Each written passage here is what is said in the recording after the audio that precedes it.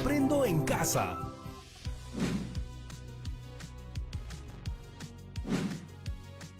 Hola amigas y amigos de cuarto de secundaria, bienvenidos a un nuevo programa de Aprendo en casa. Hoy, en el curso de comunicación, vamos a seguir conversando sobre la diversidad y la discriminación. Y por supuesto, sobre la escritura. Pero no cualquier tipo de escritura, sino aquella que es formal, porque dejamos nuestras emociones de lado para enfocarnos en transmitir información de manera objetiva. En otras palabras, claro y sin rodeos. O como dirían muchos, comunicación directa. Seguro me van a decir, ay, Yaremis, no se dicen jergas. Y tienen mucha razón, porque las jergas limitan nuestra comunicación. Solo está destinado a un grupo de personas y es incomprensible para la gran mayoría de hablantes, y lo que queremos es que lo que se diga sea comprendido por todas las personas que ven Aprendo en Casa. Más aún, este programa sale a nivel nacional y hasta lo ven mis padres cuando no salen a trabajar. Estos días ustedes, mis amigas y amigos de cuarto, tienen el reto de desarrollar un texto expositivo sobre qué hace falta para que las personas valoremos la diversidad. Un análisis lo más objetivo posible. Oye, Yaremis, tú que andas en Aprendo en Casa, ¿crees que me puedes ayudar con un artículo que he escrito? Quiero que esté libre de errores. Además, tú sabes que a veces soy algo exagerado o impreciso. Ayúdame, pues. Es que a veces te pasas, amigo. Tranquilo, que aquí te ayudamos. ¿De qué es tu texto? Sí, yo sé que a veces exagero o digo cosas inconscientes. Gracias. Mi texto es sobre la discriminación en la educación. ¿Has estado viendo mis programas o qué? Justo hemos hablado de ese tema. Ya te cuento luego. ¡Chao! Creo que voy a llamar a la profesora Julia porque hacer un buen texto explicativo no solo es evitar decir cosas inconsistentes y sin sentido, sino tener una intención comunicativa clara, considerar las características de nuestro público, definir un registro. Muchos aspectos para tomar en cuenta. Mejor llamo inmediatamente para que nos ayude. Buenas tardes, Yaremis. Justo iba a salir y vi tu llamada. Hola, profesora. ¿A dónde quería ir? Se me antojó comprar palta para el lonche. Un simple antojo, pero mejor que me hayas llamado. Así no salgo a la calle. Lo hice justo a tiempo entonces. Exacto. Y cuéntame, ¿en qué reto estás trabajando ahora? Bueno, yo ya mandé mi texto sobre discriminación y salud a un concurso. ¿Sobre qué específicamente era? Sobre las brechas en el acceso a los servicios de salud. Y si gano, me dan un viaje. Para el 2021, supongo. Claro, este año no hay forma. Profesora, pero yo le llamé porque mi amigo necesita ayuda. Está escribiendo sobre discriminación en la escuela y me ha mandado su borrador. Creo que es un trabajo para su universidad. Ah, hay que ayudarlo entonces. Sí, además las chicas y chicos de cuarto están haciendo sus propios textos sobre este mismo tema y deben ya estar por editarlo. Así que al corregir lo de mi amigo, los guiamos a ellos también. Me parece excelente. Lo que vamos a hacer al retroalimentar el trabajo de tu amigo va a servir muchísimo al resto. Sí, además a él le gusta que lo critiquen. No se toma las cosas muy personalmente. Yo siempre digo que la única forma de mejorar es tomándose con humildad la crítica. Así que genial. Entonces, ¿comparto el texto en pantalla de una vez? ¿Te parece si primero recordamos las pautas que se vieron en el programa pasado y que hay que tener en cuenta al momento de elaborar cualquier tipo de texto? Digo, porque tal vez no todos los estudiantes de cuarto tienen ya su borrador listo y tal vez les sirve un recordatorio. Buena idea, profesora. Ilumínenos con sus datos. Lo primero es delimitar, es decir, tener claridad sobre aquello sobre lo que vamos a escribir. Ah, eso sí, no es lo mismo escribir para un niño que está en etapa escolar que para una científica que trabaja en un centro de investigación. Exacto. El segundo consejo es investigar para comprender ampliamente el tema. Con eso me refiero a tratar de consultar recursos útiles como libros, preguntarle a especialistas, leer noticias. O buscar en internet en una página confiable, claro. ¿Y qué otros consejos tiene para pasarnos? El tercero es realizar un plan de escritura. Esto implica ordenar tus ideas, usar esquemas para organizar bien tus temas y subtemas. Ya lo último sería empezar a escribir tu borrador. Puedes borronear, tachar, eliminar, cambiar, añadir. Todo vale y todo es posible porque solo es el primer borrador. Justo en ese paso creo que ya están mis amigos de cuarto de secundaria. A estas alturas he visto por las redes que ya varios tienen su primer borrador. Creo que el programa de hoy les va a servir para aprender cómo editarlo un poco y así obtener un texto final. Esa es. Entonces, ¿qué te parece si ahora nos compartes el texto de tu amigo y empezamos a trabajar en su revisión? Te propongo que lo vayamos leyendo y corrigiendo párrafo a párrafo. A ver, ahora lo comparto. ¿Se ve el texto en la pantalla? Sí, lo veo bien. Yaremis, es como dijiste, un texto sobre educación. Tiene solo 5 párrafos, así que en este programa vamos a poder analizarlo completo. Ya, pero es mucho texto. Voy a hacerle zoom al primer párrafo. Listo, ahora sí, leamos el texto. Dice así: la discriminación es el trato diferenciado o desigual que se ejerce sin justificación a una persona o grupo social. Para hablar de un trato discriminatorio deben cumplirse 3 elementos. Un trato diferenciado injustificado, que este trato se base en un motivo prohibido, color de la piel, idioma, religión, discapacidad, enfermedad, etc. Y que se produzca la anulación o violación de un derecho humano. A continuación repasemos algunas formas de discriminación más comunes en las escuelas. Interesante, me queda clarísimo que la intención comunicativa de este texto es explicar o exponer, sin una carga subjetiva. ¿Y cómo puedes notar que no hay una carga subjetiva?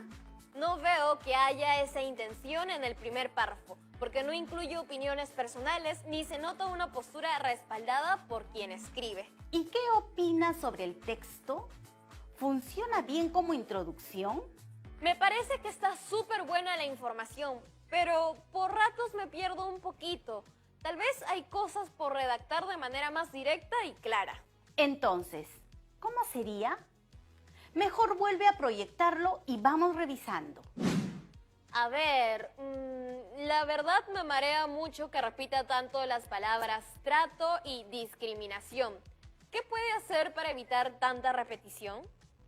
Para no repetir una y otra palabra, se pueden usar sinónimos de las palabras en cuestión. También puedes emplear pronombres o hacer una elipsis, es decir, suprimir el término, si ya queda claro de qué se está hablando. También me hace un poquito de ruido eso de los 3 elementos. Me suena a la tabla periódica. Tal vez podemos suprimir esa frase también, que confunde un poco. Me parece una buena idea, pero ¿segura de que tu amigo no se ofenderá con tanto cambio? No, profe, ya te dije, a él le encanta que le den críticas constructivas y él mismo me ha pedido que lo hagamos. Entonces, veamos cómo quedó. Ya lo veo mucho mejor. ¿Tú cómo lo ves? Bueno, todo texto siempre es perfectible. Yo creo que aún se repiten palabras y sonidos. Por ejemplo, en la última oración dice, a continuación, y luego, discriminación. Suena como a poesía o como a rap. A continuación vamos 1-2 contra la discriminación. ¿Un texto expositivo puede incluir rimas? Idealmente no.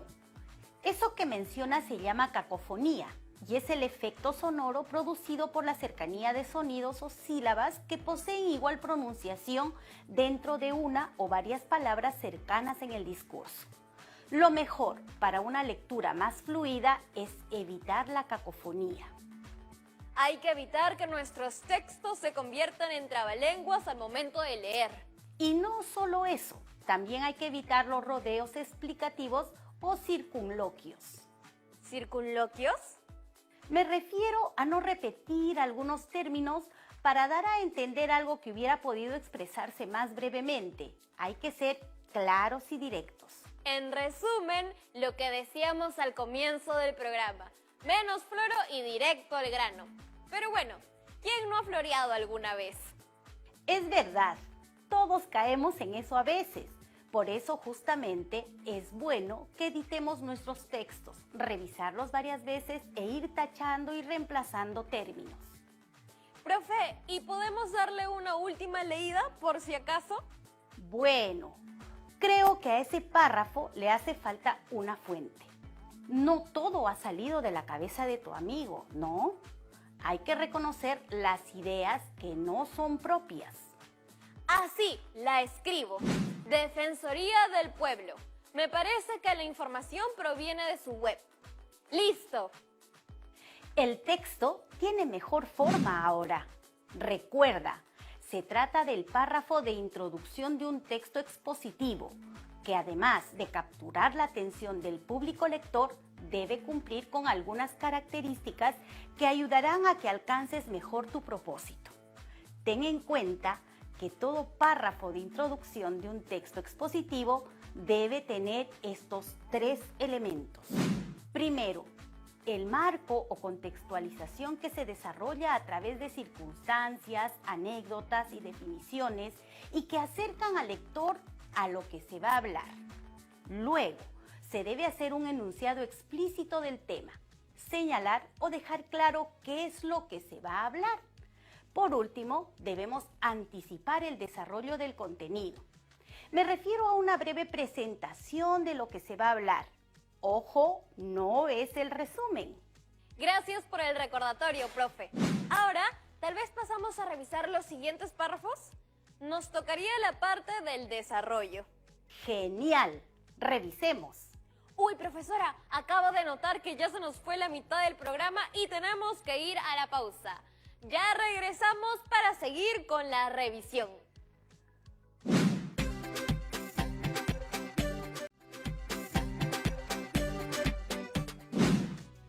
Estamos de vuelta en Aprendo en Casa.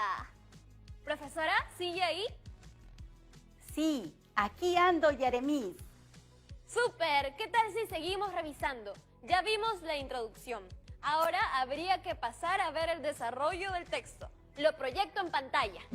A ver, empiezo yo. En el colegio, la discriminación está siempre, o cuando bromean de forma no tan inocente porque dañan a las personas que se burlan de ellas. También se da cuando ponen apodos como lento, problemático o chancón. También en las escuelas existe una discriminación por lo físico. Por ejemplo, cuando tratas distinto a las personas porque son bajas de estatura, por su peso corporal, por usar anteojos o aparatos dentales, por la forma de vestir, etc. Otra forma de discriminación común en las instituciones educativas se da cuando tratas distinto a una persona por su color de piel, lugar de origen, forma de hablar, lengua, etc. En Perú, el 13% de la población peruana habla una lengua indígena, pero cuando habla la gente los ve mal y por eso es sinónimo de desprecio y discriminación.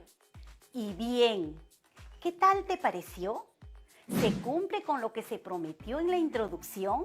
Sí, está, porque define qué es discriminación y se explica en qué casos se da. ¿Y qué opinas del registro?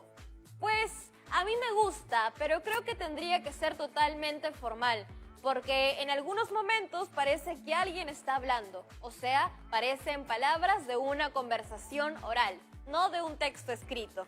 Es que no es lo mismo hablar que escribir. Cuando hablamos no necesitamos seguir una esmerada organización gramatical porque es una acción espontánea y menos refinada que la escritura. En cambio, cuando nos comunicamos de forma escrita, lo hacemos de una forma más elaborada. Ya veo. Entonces, ¿qué sugiere hacer? Como en este texto hay algunas marcas de oralidad, pienso que estas deberían reformularse para que el texto sea de estilo académico y de registro formal. Entiendo. Muéstrenos cómo quedaría mejor. En el primer párrafo veo que dice: la discriminación está siempre o cuando bromean. Eso no se entiende muy bien. Yo creo que quiso decir que en la escuela hay discriminación y una de estas formas es a través de las bromas. Además, no sé si quiso decir está, que señala algo, o el verbo está, porque no significan lo mismo. Creo que mi amigo quiso decir que la discriminación se puede mostrar abiertamente u oculta en forma de bromas, como los apodos, que no tienen nada de inocentes y terminan dañando a las personas. Ok, modifiquemos. Como ves, ahora en el lado derecho el texto ya está corregido. En el segundo párrafo también hay trabajo de revisión por hacer. Creo que hay algunas partes que podrían ser más específicas y como que por ratos la redacción no es muy formal. A ver, en ese párrafo lo que podemos hacer es no hablar de discriminación física, sino precisar y decir discriminación por el aspecto físico. Además, podemos añadir una explicación de en qué consiste este tipo de discriminación. Me parece bien. ¿Y cómo hacemos para que la redacción sea más formal? Lo primero sería corregir la marca de oralidad. Una forma de hacerlo más formal es no tutear al lector.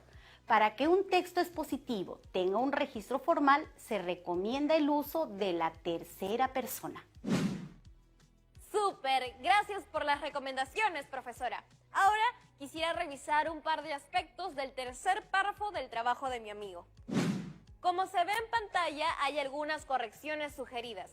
Por ejemplo, evitar el tuteo y el palabreo innecesario.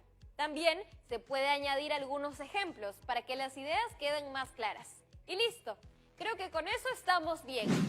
¡Asu, Yaremis! ¡Te has vuelto una experta! Yo siempre, profesora, disfruto aprender. Espero que mis amigas y amigos en casa nos estén siguiendo el ritmo nomás. ¿Y si haces un repaso breve?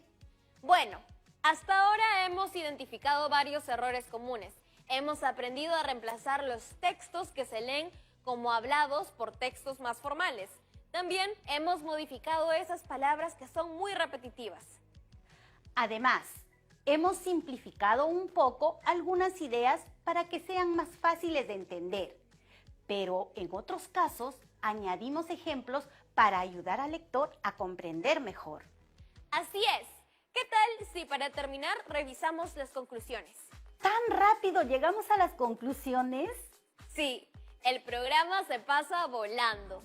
Pero antes de pasar a esa parte, ¿nos puede hacer recordar qué son las conclusiones y para qué sirven, por favor? Claro, la función de las conclusiones es cerrar el sentido del escrito para que cause impresión en las y los lectores y sea recordable. Digamos que son una breve síntesis de lo expuesto. En esta sección se recapitula lo más relevante del tema tratado y se entrega una conclusión derivada de lo anterior. También es posible incluir sugerencias y proyecciones. Ahora, con la memoria más fresca, voy a proyectar el último párrafo de conclusiones. Y dice así: la discriminación es un mal que aqueja a nuestra sociedad. La escuela es una reproducción a escala de la sociedad, pero como formadora de valores puede trabajar profundamente para frenar la discriminación. En este sentido, da muy buenos resultados respetar que todas y todos somos distintos y aprender de las y los demás sobre sus costumbres, su historia, los rasgos en común que se poseen y sus diferencias, para aprender de ellos compartiendo experiencias en armonía y solidaridad. Le quedó excelente, ¿no? Sí, el párrafo resumió brevemente lo explicado y añadió una idea nueva acerca del rol de la escuela para frenar la discriminación. Luego, hace una pequeña valoración sobre cómo estas diferencias nos pueden enriquecer si compartimos nuestras experiencias. Me gusta cómo concluyó su texto. Yo también creo que está bien. Mire, profesora, así quedó el texto. Amigas y amigos que nos están viendo en casa, aprovechen para tomarle una foto si tienen un teléfono a la mano. De esa manera pueden ustedes leerlo y buscar si hay más aspectos por mejorar. Todo texto, incluso este, es perfectible.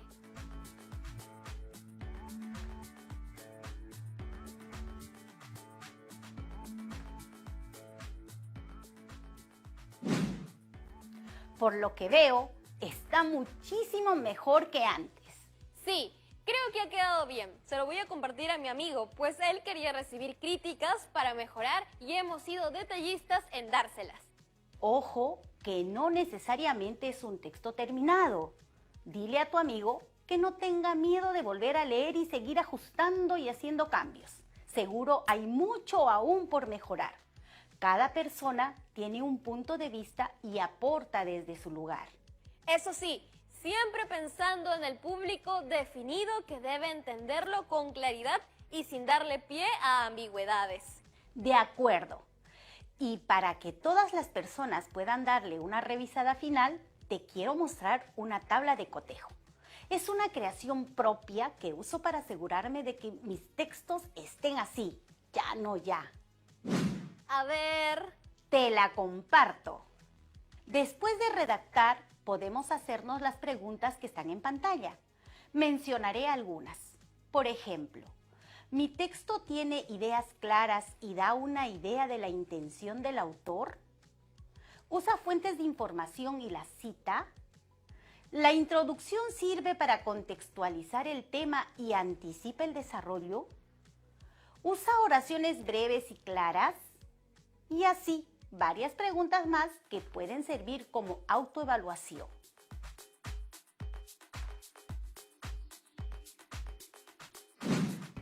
No olvidemos que la revisión final nos sirve mucho para corregir nuestras producciones escritas y así poder mejorar.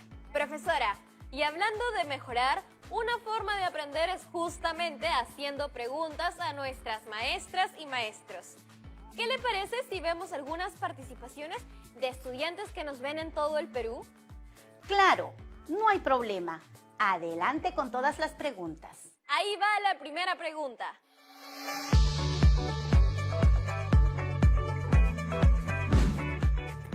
Hola, soy Jordan, de la región de Cerro de Pasco.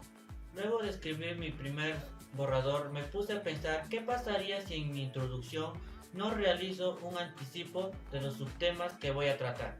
Espero que puedan responder mi pregunta. Muy útil entender esto. A ver, una buena introducción tiene una idea marco o de contexto, una que presente el tema y otra que anticipe el desarrollo del cuerpo. Si tú no anticipas, tu público lector puede perder el interés, confundirse o dejar de leer lo que has escrito. Además, es una manera de anticipar la organización del desarrollo.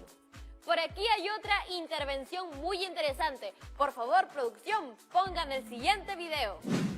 Mi nombre es Yasmín y estudio en la institución educativa 3024 José Antonio Encinas.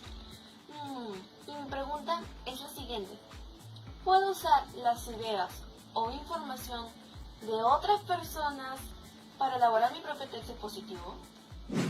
Claro que sí. Nosotras y nosotros no somos expertos ni tenemos todo el conocimiento del mundo, por lo que debemos recurrir a las fuentes de información.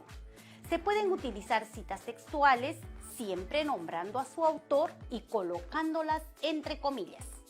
Las citas indirectas se incluyen parafraseando el texto original y atribuyendo la autoría según el formato de citado que estés empleando. Gracias, profesora. Ahora vamos con la tercera y última pregunta.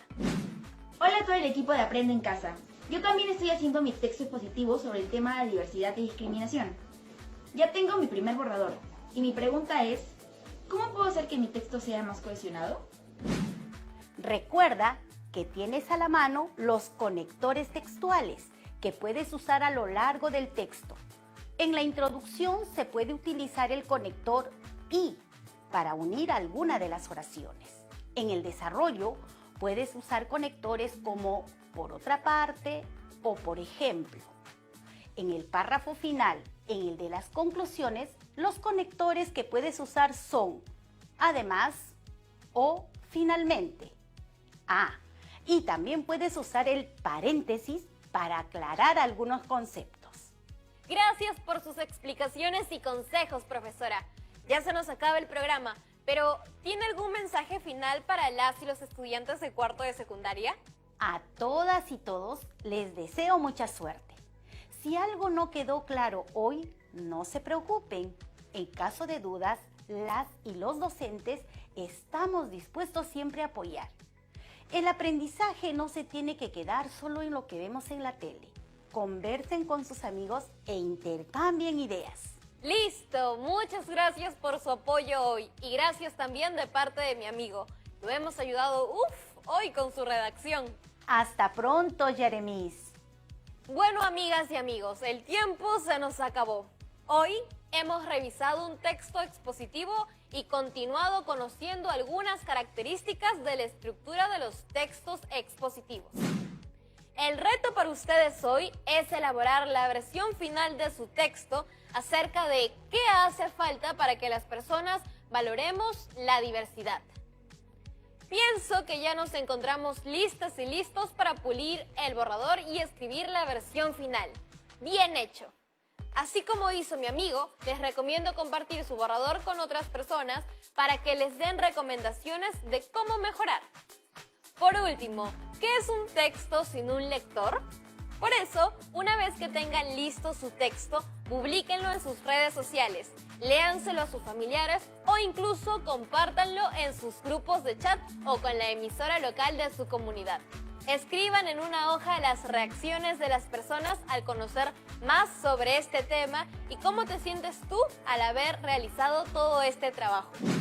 Como siempre, no olvides guardar esa hoja de reacciones, al igual que tu texto, en tu portafolio de evidencias. Nos vemos en un siguiente programa de Aprendo en Casa. ¡Chau, chau!